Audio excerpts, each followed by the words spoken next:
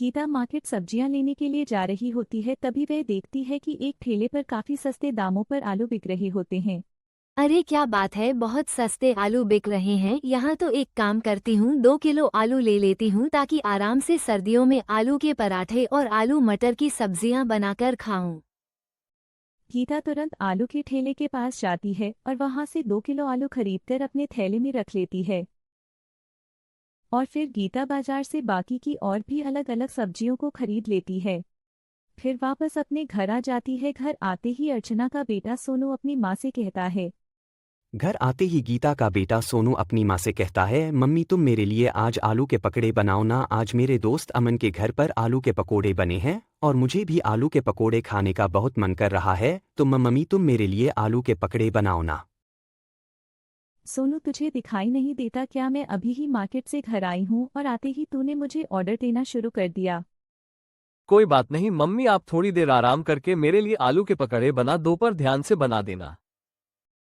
अच्छा बाबा ठीक है। चैन से अपनी माँ को 2 मिनट सांस तो लेने दे। आते ही शुरू हो जाता है। तू भी सोनू बार बार आलू के पकौड़े खाने की जिद कर रहा होता है। गीता आलू के पकौड़े बनाने के लिए रसोई में जाती है। तभी गीता देखती है कि एक आलू बड़ा ही अद्भुत सा है। वह दिखने में काफी चमकदार सोने जैसा था। उस चमकदार सोने जैसे आलू को देखकर गीता थोड़ी हैरान हो जाती है। तभी गीता देखती है कि एक आलू बड़ा ही अद्भुत सा है। वह दिखने में काफी चमकदार सोने जैसा था। उस चमकदार सोने जैसे आलू को देखकर गीता थोड़ी हैरान हो जाती है। अरे यह क्या है? यह आलू दिखने में बड़ा ही अनोखा है, सोने की तरह चमक रहा है। ये तो मिट्टी में रहने के बावजूद ये सोने की तरह चमक रहा है। और एक हम है, दिन रात मेहनत करने के बावजूद गरीबी में अपना जीवन काट रहे हैं। पर एक बात समझ में नहीं आई, जब मैं ठेले से आलू खरीद रही थी तब तो मैंने इसे नहीं देखा, फिर यह अपने आप मेरे थैले में कैसे आ गया? एक काम करती हूँ, इसे काट कर देखती हूँ कि यह अंदर से कैसा है।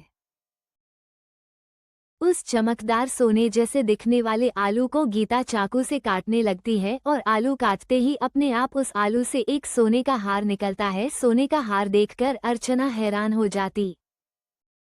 हे भगवान, ये कैसा अजूबा है? आलू के अंदर से सोने का हार निकला, पर यह कैसे संभव हो सकता है? ऐसा तो फिल्मों में ही हो पाएगा, पर ये सब तो मेरे साथ हकीकत में हो रहा है। कहीं मैं कोई सपना तो नहीं देख रही हूँ ना? लेकिन कुछ भी कहो, ये हार दिखने में काफी सुंदर है।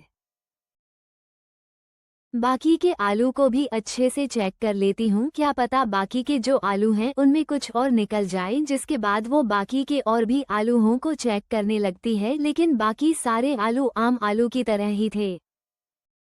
तभी वह जादुई आलू गीता से कहता है, क्या ढूंढ रही हो अर्चना? तुम्हारे थैले में सिर्फ एक मैं ही जादुई आलू था। और देखो मेरे अंदर से जो सोने का हार तुम्हें मिला है, इस हार को हमेशा अपने पास संभाल कर रखना। वह हार हमेशा तुम्हें मुसीबत में काम देगा। गीता उस जादुई आलू से कुछ कह पाती कि उससे पहले ही वह जादुई आलू वहां से गायब हो जाए। अर्चना को कुछ भी समझ में नहीं आ रहा था कि यह सब क्या है। लेकिन जादुई आलू की कही हुई बात को याद में रखकर अर्चना सोने के हार को अपने बक्से में ले जाकर रख देती है। गीता बहुत खुश थी और वह खुशी खुशी अपने बच्चों के लिए आलू के पकड़े बनाती है और अपने परिवार में सभी को खिलाती है। वाह मम्मी, मज़ा आ गया। आलू के पकौड़े खाकर आज के पकौड़े तो आपने बहुत ज़्यादा टेस्टी बनाए हैं। लगता है आज आप बहुत खुश हो, तभी तो आपने आज इतने टेस्टी पकौड़े बनाए हैं। हाँ बेटा, आज मैं बहुत खुश हूँ, लेकिन अपनी खुशी का राज मैं तुम्हें नहीं बता सकती। क्यों भाई, ऐसी भी क्या बात है जो तुम हमें नहीं बता सकती हो? इस घर में हमारे अलावा और है भी कौन जिससे तुम्हें अपनी खुशी बताने में कोई तकलीफ हो? अरे अरे, ऐसी कोई बात नहीं है। आप ही ना कुछ ज्यादा ही सोचने लगते हो। नहीं, मम्मी पापा बिल्कुल ठीक कह रहे हैं। बताओ ना, आज आप इतनी ज्यादा खुश क्यों हो? चलो भी आराम कर लो, कल बताऊंगी। अगली सुबह गीता अपने परिवार में जादुई आलू की बात बताती है। और गीता का पति बोलता है कि हम उस जादुई आलू की खेती करते हैं। अगले दिन से वो अभी अपने खेत में उस जादुई आलू को बोते हैं। और अगले दिन राजू और उसकी पत्नी दोनों खेत पर देखते हैं कि आलू के खेत में तो सोने के आलू हैं।